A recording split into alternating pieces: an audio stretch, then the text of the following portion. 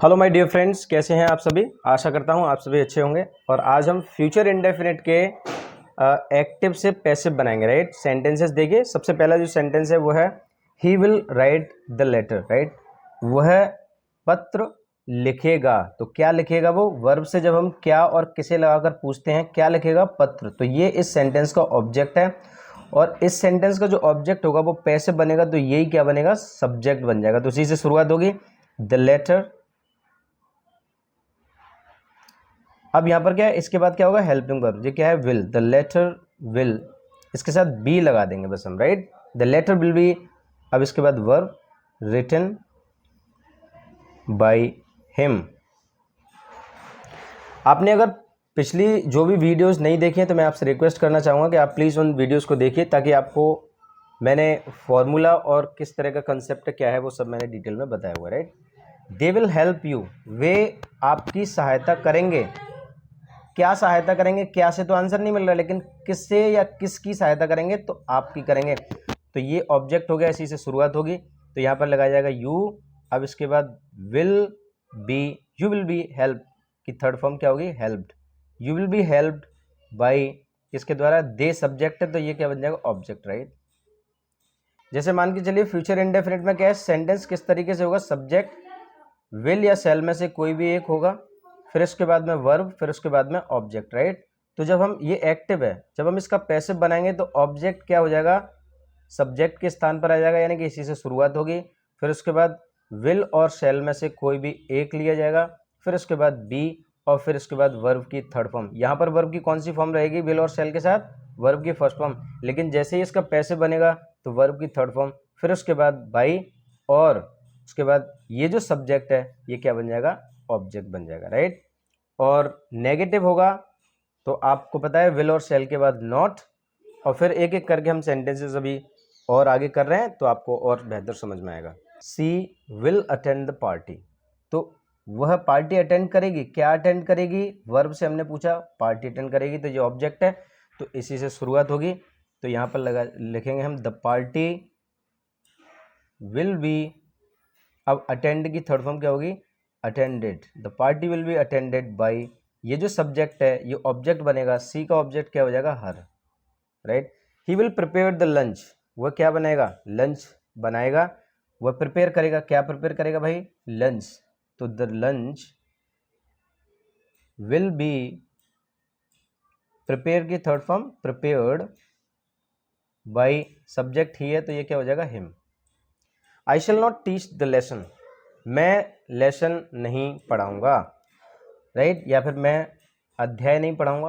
क्या नहीं पढ़ाऊंगा भाई मैं? The lesson. अब देखिए ये आई सब्जेक्ट है इसलिए इसके साथ सेल आ गया और नेगेटिव भी स्टार्ट हो गए। राइट, तो जब हम ये जो सेंटेंस का ऑब्जेक्ट है इसी से शुरुआत होगी, द लेसन। अब हम इसके साथ सेल नहीं लगाएंगे, इसके साथ क्या लगेगी? क्योंकि ये नॉर्मल सब्जेक्ट है, आई और वी के अलावा सब्जेक्ट है। राइट, तो हम क्या लगाएंगे? विल। द लेसन विल, इसके बाद नॉट बी, टीच की थर्ड फॉर्म टॉट बाई मी।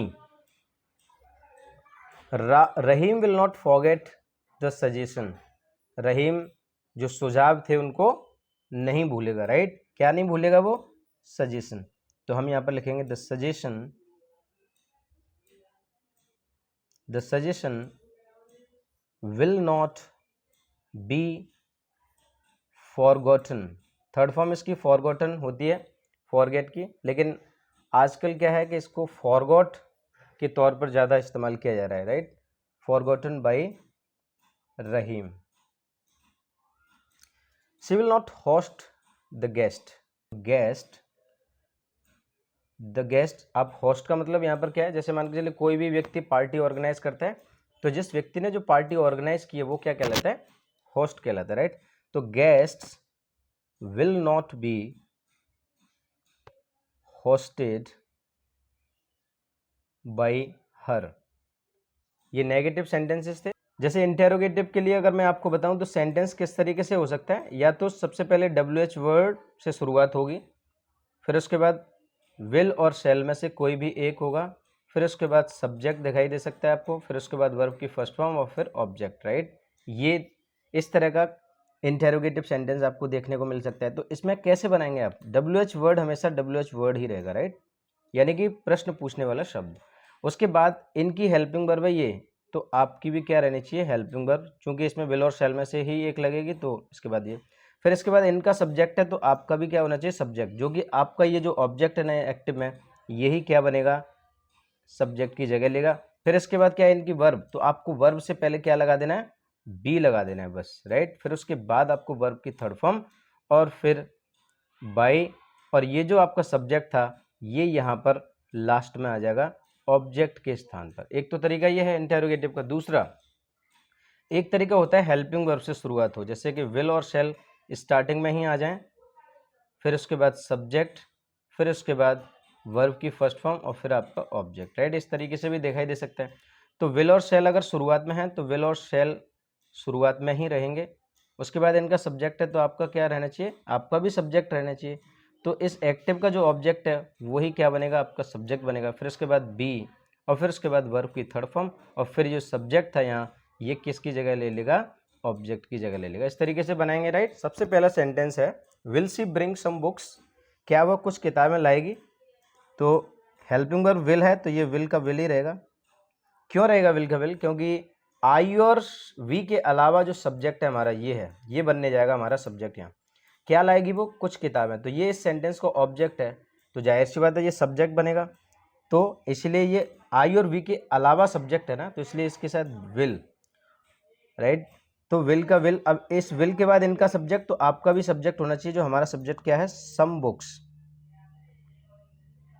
अब इसके बाद मैंने क्या बताया, इसके बाद इनकी वर्ब है, तो हमें वर्ब नहीं लगानी, क्योंकि एक्टिव में अगर विल और शैल अकेले हैं तो इनके साथ हमें बी लगाकर पैसिव बनाना है, तो इसके साथ हमें बाद क्या बनाना है, बी।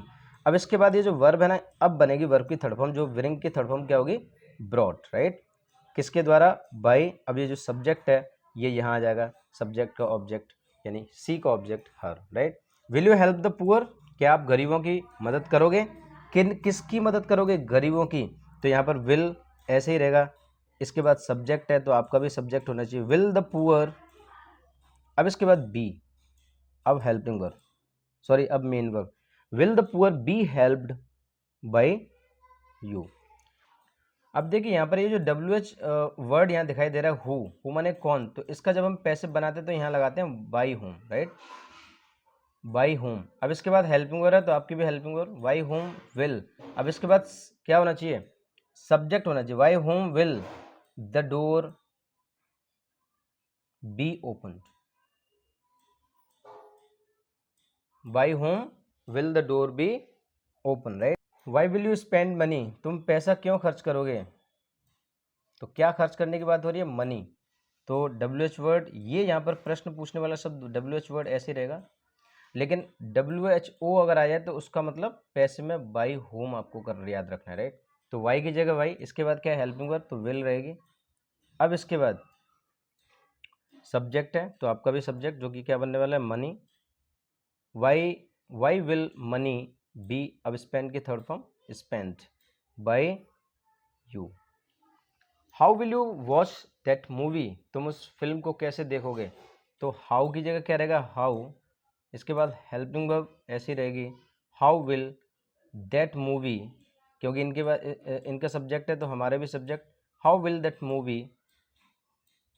अब क्या लगाना, बी, वॉच की थर्ड फॉर्म वॉच्ड, किसके द्वारा, तुम्हारे द्वारा, तो बाई यू, यू का सब्जेक्ट और ऑब्जेक्ट दोनों एक ही, right. Why will Ram not ask you anything now, Ram अब तुमसे कुछ क्यों नहीं पूछेगा। तो देखिए नॉट और एनीथिंग मिलाकर के क्या होगा, नथिंग, मैंने प्रीवियस वीडियोस में भी बताया हुआ है। तो WH वर्ड जो है वाई ऐसी रहेगा, इसके बाद हेल्पिंग वर्ब भी ऐसी रहेगी, वाई विल। अब इसके बाद क्या है इनका सब्जेक्ट, तो हमारा सब्जेक्ट कौन सा बनेगा, इस सेंटेंस में एक्टिव में ऑब्जेक्ट ये है, राइट। तो ये नॉट और एनीथिंग मिलाकर के क्या बने, नथिंग, तो ये सब्जेक्ट बनेगा, तो वाई विल नथिंग। अब इसके बाद क्या लगाएगा, be, why will nothing be asked, why will nothing be asked now by Ram. अब इसमें नॉट क्यों नहीं आया, क्योंकि ये नथिंग में ही नॉट का सेंस आ गया, right. Will Sita not play that game with you, क्या सीता उस खेल को तुम्हारे साथ नहीं खेलेगी? तो WH वर्ड हेल्पिंग वर्ब जो है ऐसी रहेगी विल। अब इस हेल्पिंग वर्ब के बाद सब्जेक्ट, तो आपका भी सब्जेक्ट होना चाहिए। क्या खेलने की बात, क्या नहीं खेलने की बात हो रही है यहाँ पर? That game. तो ये इस सेंटेंस का ऑब्जेक्ट है जो सब्जेक्ट बनेगा। तो इसके बाद यहाँ सब्जेक्ट है तो आपका भी subject will that game, right. अब सब्जेक्ट के बाद नॉट तो आपका भी not, will that game not be play की third form played with you, with you ये वाला, बाय सीता, राइट। इस तरीके से हमने आज सेंटेंसेस को किया। मुझे उम्मीद है कि आपको ये सेंटेंसेस अच्छी तरह से समझ में आए होंगे। और इसके बाद हमारा एक और फ्यूचर परफेक्ट रह जाएगा। उसके बाद हम इम्पेरेटिव सेंटेंसेस के किस तरह से पैसे बनाए जाते हैं वो भी करेंगे। आज के लिए इतना ही। Thank you very much and have a nice day.